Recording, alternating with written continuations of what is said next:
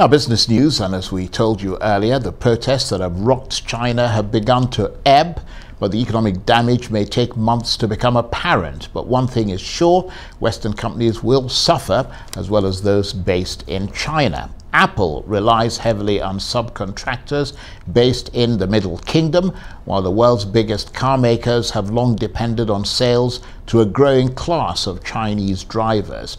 And that means many Western companies are likely to downgrade profit forecasts for next year.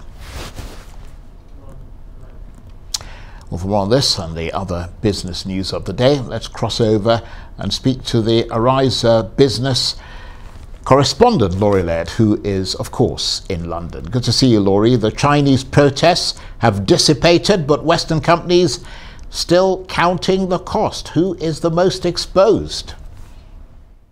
And they will continue to count the cost, because despite the fact that these protests have dissipated, there isn't much clarity on whether these heavy-duty maximum lockdowns are going to continue. And so many companies, as you say, are dependent on China either to sell goods to them or to get manufacturers' goods out of the country to sell to Western consumers.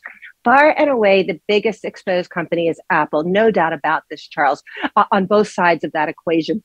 About 90% of iPhones are manufactured in China, 70% of those in one of the facilities that has been so affected by strikes, by lockdowns. And we have some video of this, of clashes outside this particular factory. It's actually called, here we go, iPhone City. Once that area was locked down, a lot of the workers, and there are 200,000 workers at this factory, Charles, that gives you a sense of how important this factory is to Apple's, production lines. Once they found out they were going to be locked down, they tried to escape. They said they weren't getting enough food. So these sorts of lockdowns prevent people from getting to work. So the lockdowns may continue, and we may see other companies that are suffering. But again, Apple's so dependent on Chinese labor to get its products out of the country. And analysts have begun looking at Apple, and they're slashing their revenue, their profit forecast for the quarter that ends in December. It's the fourth quarter of the calendar year. It's the third quarter in the way Apple calibrates it. But analysts are looking for Apple to post a fall in net income, a fall in profits. That would be the first time since early 2019. Very revealing indeed. And now that you've mentioned Apple, Laurie, your favorite billionaire, Elon Musk, has picked a fight with Apple. Absolutely. And look, we should have seen this coming.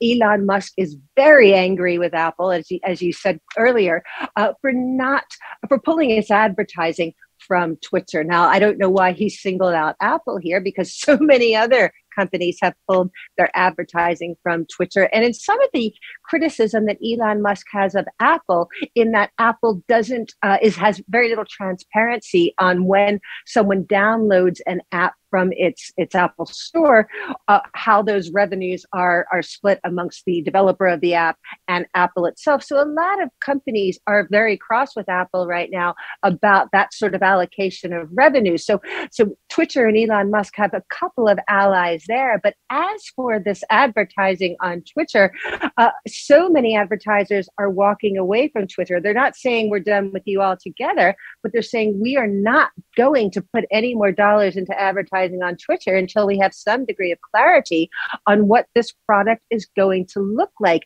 The longer this standoff continues, the more difficult it is going to be for Twitter to have any sort of identity. This is a company that has always lost money, but with all of this advertising, and I'm talking big advertisers, Charles, big car companies, Apple itself, these aren't small mom and pop companies. These are big companies when it comes to advertising spend. And until they come back, it's very difficult to see where Twitter goes for its cash flow. And don't forget, Elon Musk took up some highly leveraged loans to complete this purchase. His interest payments are estimated to be about $1 billion a year. Well, we'll have to keep a close eye and see what Mr. Musk's plans are going forward. But let's move away from that, Laurie. Some better news on the inflationary front. Yeah, and this is from Germany, the biggest, the third biggest economy in the world, fourth biggest, depending on how you measure things.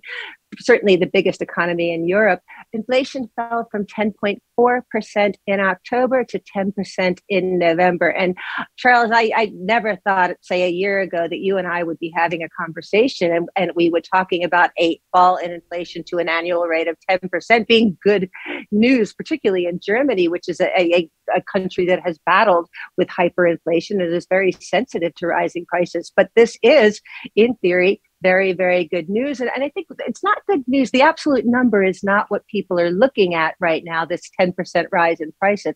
It's the belief that perhaps inflation has peaked now. And so and prices are still rising by a large margin, that margin is going lower and lower month by month. So that's been very, very encouraging for people watching inflation in Germany and for people in the bond markets. Yes, and we'll have to watch to see what all this is going to mean for the European Central Bank. But we've got about just less than a minute or so left, Laurie. Some big US numbers due at the end of the week.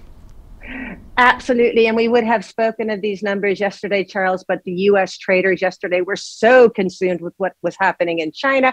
They moved on from there. We're looking at employment numbers for the month of November coming out on Friday.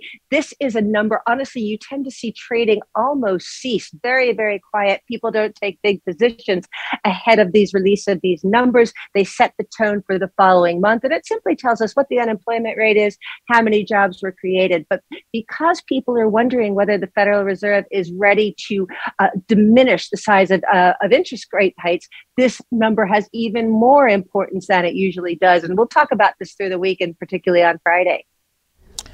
Laurie, thanks very much indeed. We're all up to date. Laurie Laird, Arise business correspondent, talking to me there from London.